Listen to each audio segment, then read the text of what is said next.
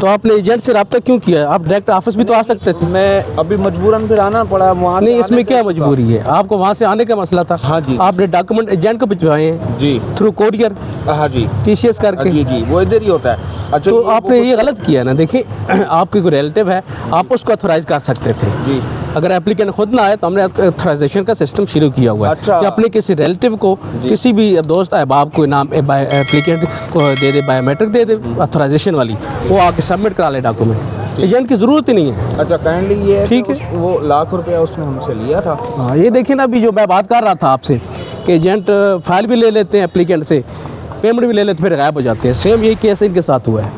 इन्होंने डॉक्यूमेंट खुद भिजवाए कोरियर के ज़रिए एजेंट को डायरेक्ट हैदराबाद से। अभी वो इनको एजेंट मिल नहीं रहा। नहीं रब्ता कर रहा है जी। ठीक है। उसने ऐसा किया है कि ₹1,00,000 उसको हमने दिया, जस्ट उसने ट्रांसफ़र कराया है, बाकी पैसे उसके पास ही हैं। अच्छा। और कहता है बस ट्रांसफ़र हो गई। अब वो अब मैं आया हूँ जी, 90,000 तो सिर्फ टैक्स है।